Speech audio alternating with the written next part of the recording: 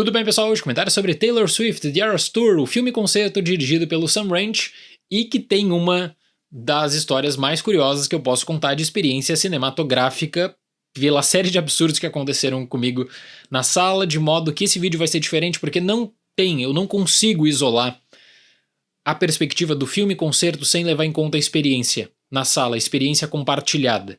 Então isso que eu acho importante também aqui trazer logo na introdução.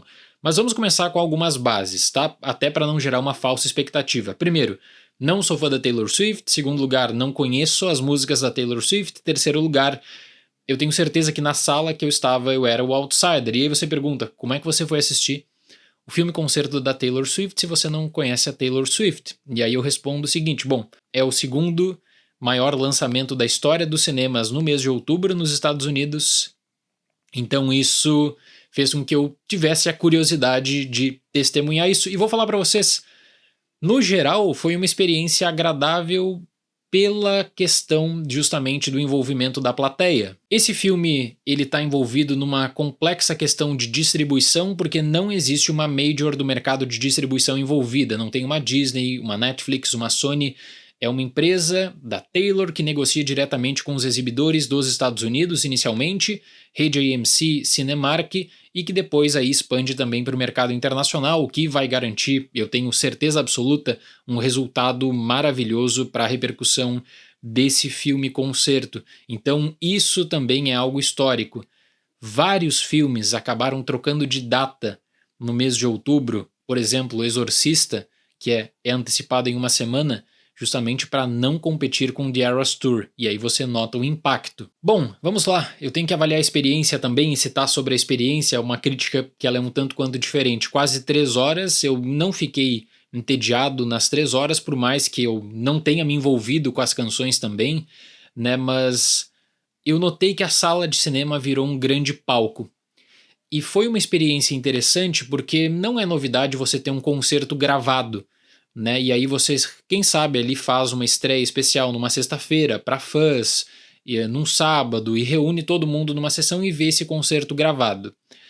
A tendência, que é o que eu acho que vai marcar e inspirar outros projetos semelhantes, é que nesse filme concerto você tem todo um tipo de construção que é um tanto quanto problemática em momentos quando coloca a Taylor e cria um culto à personalidade da Taylor, mas que é uma construção muito ambiciosa no sentido técnico de envolvimento do jogo de câmeras, do palco, para te passar essa impressão de que você está vivendo o show.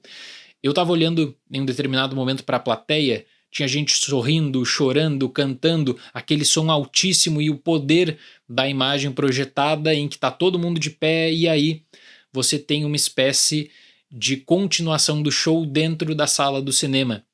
Eu imagino, por exemplo, que muitas das pessoas que participaram da minha sessão, e que estava completamente lotada, era uma sala IMAX muito boa, muitas dessas pessoas não tiveram a chance de ir no show da Taylor ou queriam muito ir por diferentes motivos, seja questão de dinheiro, a questão de distância, não conseguiu simplesmente ingresso, e essas pessoas eu acho que naquele espaço do cinema notaram essa experiência compartilhada e notaram que elas estavam também de alguma forma envolvidas com The Eras Tour. Então isso foi bacana observar. Mas assim, eu sabia que seria uma experiência diferente no cinema quando, na minha inocência, eu pensei que eu assistiria sentado a esse filme concerto, que de fato não ocorreu, mas pelo menos na hora dos trailers eu estava sentado, e aí passa o trailer de Napoleão, que foi curioso ver o trailer de Napoleão antes do filme da Taylor Swift, e eu ouço alguém falar assim, esse é o ator do filme da Lady Gaga.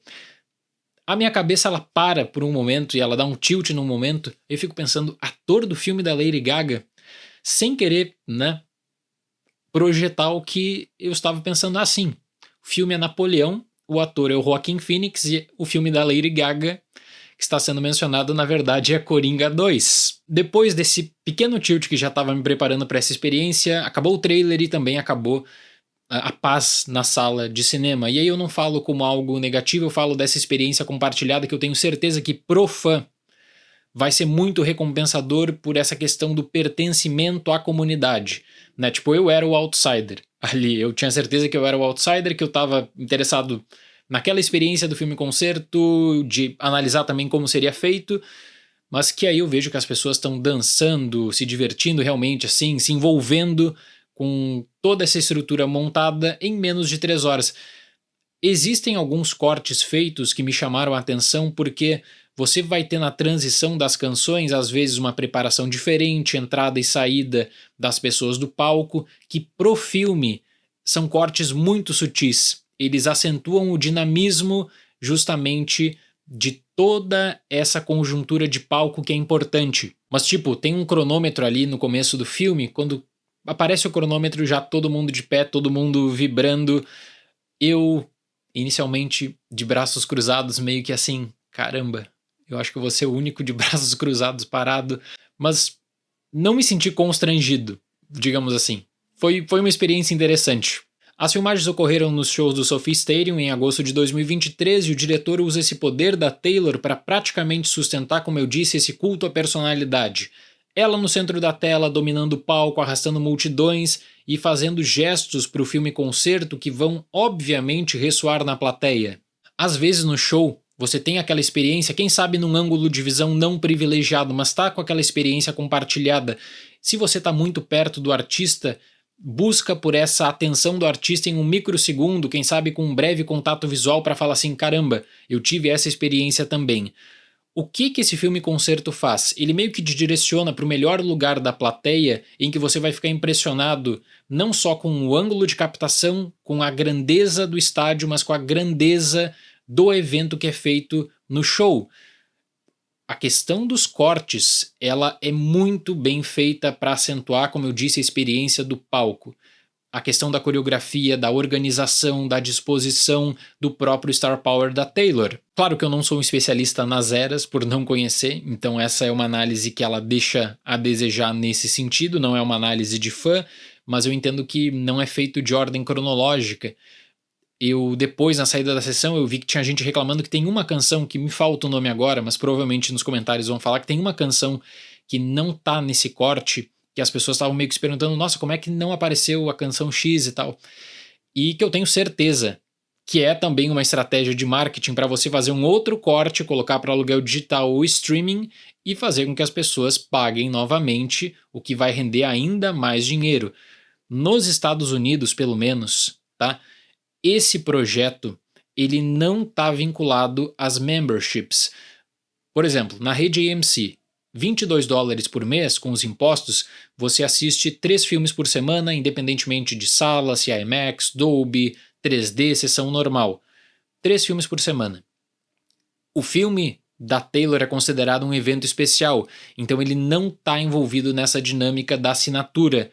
Né? São poucos filmes que não estão envolvidos. Esse é um deles, e aí você paga o ingresso a preço cheio. Uma outra coisa que eu notei também, por mais que eu tenha ficado envolvido no geral com essa experiência, que eu penso que é aquela experiência que passa a tela do cinema e acaba contagiando a plateia pelo envolvimento, pela força, e por isso que é como experiência compartilhada ela é bacana também.